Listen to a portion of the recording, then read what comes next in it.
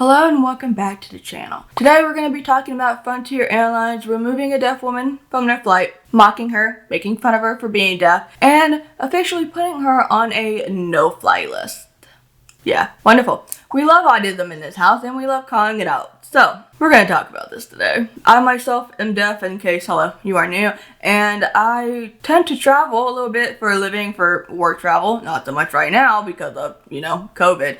But, I do a lot of public speaking. I do a lot of conventions and stuff. So, I've had my fair share of being deaf at airports and dealing with inaccessibility, with discrimination. So I have a couple of videos on that. I'll leave those down below so you can watch after this. But I saw this tweet from Mike Stanley, the husband of Heather Hermes, who is the deaf woman who was discriminated against. It's gone a little bit viral. And so let's read that tweet right now, shall we? Fly Frontier just kicked my deaf girlfriend off the flight after she couldn't understand what the attendant was saying. She said, "I'm sorry, I'm deaf and only read lips." Then the flight attendant mocked her and called the service rep to have us removed. Absolutely disgusted. So this tweet went viral, and a couple of articles, news sites did a little bit of, writing about it. But a lot of this was only from the perspective of Mike. So Deafy Journal, who is owned by my friend Mary and is deaf-owned, actually was able to contact Heather and Mike and talk to them, get a little bit more of what happened. And it's a lot worse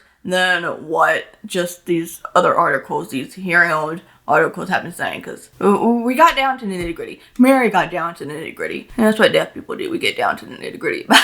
So I'm going to read off of her article, and I'll have it linked down below so you can go check her out as well. Multiple news media sites have been reporting about a woman who is deaf and her boyfriend who were unjustly kicked off the plane due to communication issues. After much investigation, Deafy Journal was able to find Heather Hermes, the girl behind the mask. The only story released thus far has been focused on Mike Stanley, a Denver-based comedian's version of the story. While the stories have used his tweets, nobody has spoken to him or his girlfriend directly to get the full story. And leave it to Mary to try to get the full story. Stanley's Twitter recounted their experience. He was absolutely disgusted with the way that his girlfriend was treated, claiming that a flight attendant mocked his girlfriend for her disability. Hermes was contacted by Deafy Journal to further clarify what had happened. According to Hermes, the flight attendant had told her that she did not have her mask on her nose and was not in compliance with the airline's policies regarding masking. "I didn't hear her or understand, so I said, I read lips. I'm sorry, I don't understand." So she then pounded on her nose with her finger and said, "Do you understand this?"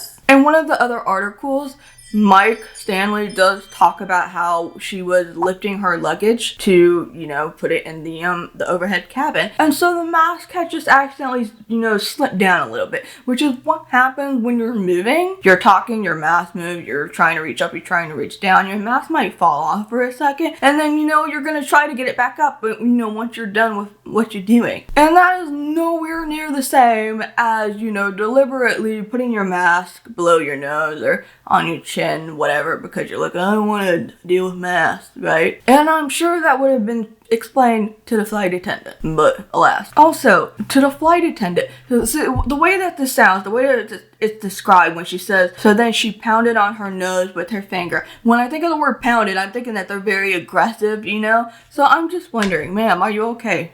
Miss Flight Attendant, are you alright? How old are you? Are you 12? Because what are you doing? Like, that behavior seems a little bit aggressive. Also, you're a real jerk for being, all like, do you understand this? Like, she's deaf. She's not telling you to go off or something, she's just like, I don't know what you're telling me right now, so could you re-explain, so that I can understand you, what you're trying to tell me right now. She's not being malicious, calm down. This flight attendant had gone as far as blocking Hermes to other passengers because she did not believe that Hermes had been deaf. As soon as her boyfriend told her to pull up her mask, she did so because she was fully aware of him talking to her when he told her to do that. So I imagine that Mike would have done, the little wave thing or the tapping on the shoulder, because that's what you do when you want to get a deaf person's attention. Also, I am not in any way surprised that the flight attendant would not believe that she was deaf. But here's the thing. Usually when you're booking a ticket, I've flown with various airlines. I usually go with whoever's cheaper at the time, or whoever, books the flight. They can pick whatever airline if I don't have to pay for it. Usually there will be a little checklist if you're disabled, and you could say, I need a wheelchair to get from here and there. I have a wheelchair that I'm going to bring. I'm blind. I'm deaf. So the flight attendant will have that on the passenger list that they're supposed to look over and, be familiar with. They get familiar with their passengers. And with that all being said, most of the time they never pay attention to that. I would know.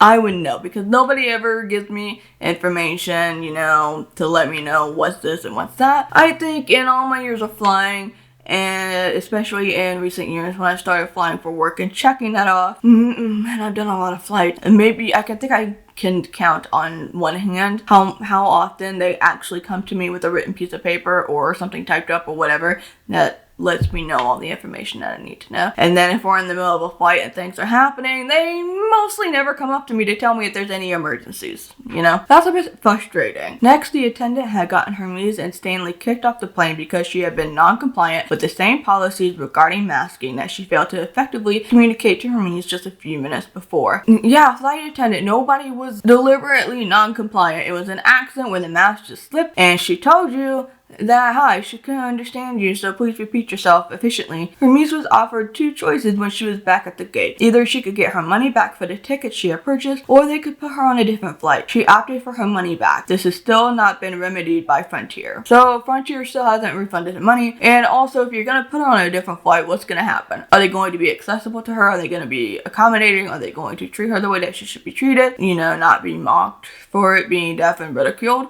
for being deaf? What's going to happen on this different flight if you put her on a different flight? When Hermes and Stanley were approached initially by a member of the ground team, they had asked Hermes to wear her mask properly, and they explained to that individual what happened and that she apologized to them. In the meantime, she had noticed that she herself was not wearing her mask properly and moved her mask to cover her nose. So the person who's telling her to not do that or to wear this way is not even doing what they're, ridiculing her for. Although I imagine that Hermes, again, was an accident because it moved while she was putting her luggage up, and this person that came up to them, the mask was already down. So that tells me that this was not too much of an accident on this person's part. Hermes thought that was the end of it, but then when another lady approached her, the lady motioned for her to get her things and go to the jetway. I told her that I can't understand anything without him, Stanley, and she told him to get his things and get off the plane. If you are looking around for a video, there will not be one for you to find. She did not record the incident because she did not imagine that she was being told she was lying about being deaf. I am humiliated. I can't stop crying, she posted on her Facebook right after the incident. Just because I don't look deaf and I can talk doesn't mean I'm not. Yeah, so I've talked about this before. There's no uniform for deaf people. There's no looking deaf. I mean, you can walk around with visible hearing aids and a cochlear implant, and, people still probably won't believe that you're deaf just because you can talk, right? Or if they see the cochlear implant, they'll be like, oh, you're cured, whatever. You don't need me to, you'll be fine. You should be able to hear me. So that's frustrating. Yeah, usually if something happens now, people are recording things. But if you don't even know why somebody's coming to you, it's gonna eventually be a little too late to record anything because you don't even know what's happening in the first place. So I imagine that's especially rough because this is something that you would want to record, but you can't because you don't even know what's happening until way later. And now it's like, oh, well, now I can't even record it for evidence. And this next part is what really gets me going. A couple of days later, it was discovered that Frontier had taken it a notch further. Not in her favor, but rather the attendant's favor. Hermes is now not allowed to fly Frontier going forward and is on their no-fly list. Hermes posted on her Facebook that the head of Frontier Security emailed her and put her on a no-fly list. Honestly, I'm surprised they emailed her. That almost sounds like a joke, but I really am surprised because normally these people would be calling because that's what they do. The head of Frontier Security emailed me today and banned me. Put me on a no-fly list after they refused to believe I couldn't hear them even though I told them, I'm sorry, I didn't know you were talking to me. I'm deaf and read lips. And then mocked me to other passengers, saying she can hear me. And I sat there quietly with my mask on as they pointed, mocked, and threatened. So the mocking part being like, oh, see, she's lying, she can hear me, is because now Hermes has acknowledged that you're talking to her, so she's going to respond back to you. We have eyeballs, okay? Some of us have working eyeballs, and we can see eventually that, hey, oh, you're talking to me. And then we'll be like, oh, I didn't know you were saying that. Doesn't mean that we heard you. That means we saw you. Or somebody else was letting us know. Like her husband or her boyfriend. rather. She proceeded to emphasize that she has nothing against masks. This flight attendant had made some accusations that were false, i.e. saying to others that she was refusing to obey or wear a mask on a flight, which is the opposite of her personal stance about masks. They said I repeatedly refused to wear my mask and that's why I was kicked off the flight. In reality, she was embarrassed after learning she was abusing a deaf woman. I'm pro-mask, ask my friends. And then Deafy contacted Frontier for further comment. At this time, I don't know if there's any other comment being made. So yeah, you're in the middle of putting your luggage up. Your mask that you were wearing accidentally slips because, you know, you're stretching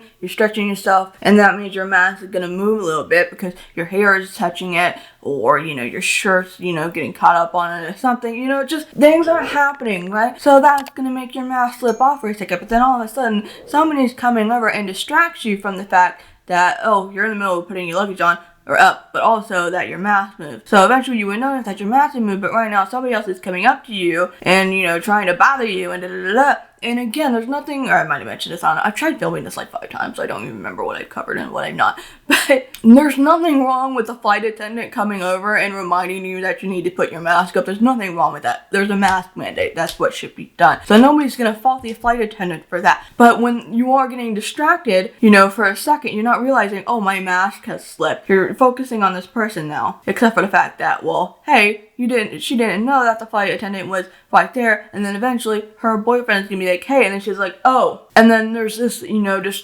discrimination happening right now because the flight attendant is mocking her and things like that, and that is not helping, because now all that's coming into focus is, hi, I am a deaf woman who is now being abused by this hearing flight attendant because I can't hear her, and now she's saying that I can't hear her, and now they're kicking me off because I can't hear her and I can't understand her, and now I'm on a no-fly list because of this. The pandemic has been incredibly difficult for deaf people, having to wear a mask, and then for those of us who would rely on lip reading, we can't even lip read them unless they're wearing some sort of clear window mask, but that's not even available for a lot of people. I mean, it's available, but a lot of people won't really know about them, or they're not going to buy them because they are a little bit more expensive than a regular, you know, disposable mask or the fabric mask. There's been a lot of talk from other deaf people about how they're at work or whatever, and people are just being really freaking rough on them because they can't even lip read now. Lip reading's already hard enough, and now you gotta wear a mask, and you gotta see other people wear masks, and you're even more lost. We're even more lost than we were before. And a lot of people still don't want to, you know, write things down, type things down, and it's just so frustrating. We're even more isolated now than we were before because of this. And that's not to say you should be wearing a mask. Obviously, wear your mask, you know. You've still barely gotten anywhere in trying to get rid of this thing, or at least push it away enough so that we can not have to deal with it so much anymore. So obviously masks are important, but something else needs to like come up and meet halfway and make things easier. But people are just gonna be people and continue to be discriminatory against deaf people because of just autism and just the way that people have been. And on Deaf Awareness Month to boot. That doesn't make things, that makes things even more difficult. There really needs to be some real hardcore, what do we really want to call it, sensitivity training, you know, just training when it comes to disabled people. You know, people say that there's disabled training, sensitivity training and stuff, but I don't think it's really doing much. Here, it's not really doing much, or the people that are being given this training really don't care. It's not being done efficiently. Probably both. I have a couple of friends. I have one friend who's a flight attendant. She's also a YouTuber, and I mentioned talking about this before. She would explain to me that, you know, they get the training, and then they have the little, called the manifest, just a list of passengers that'll explain that so-and-so is deaf, and then they do what they need to do.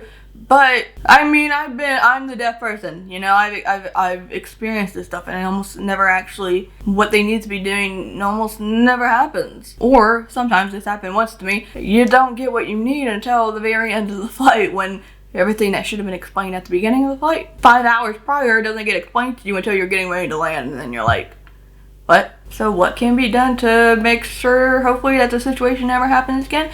I don't even know. I have emailed Air Canada before when things were happening to me a couple years ago, and they were just like, oh no, what? We're fine. We have got this covered.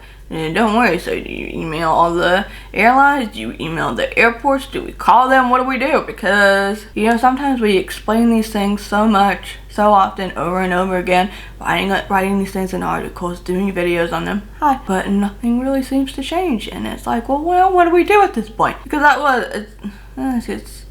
what do we do? It's so frustrating to not know what you can do anymore. Because I don't know if this flight attendant here has learned anything from this. I don't know what she's doing now. Has she seen that this has gone viral on the internet? Has she learned her lesson? I don't know. I would like to hope that she did, maybe, but you never know. I do wonder if there's any flight attendants or airport staff, airline staff that will watch this video and can give a little insight in the comments about what training goes into this. What are they actually doing with the passenger list? Is there any actual information on there when it's checked, you know, because I feel like it's like two different worlds. Am I in the Twilight Zone or something? Because I feel like this should be here, but it's not actually. I don't know.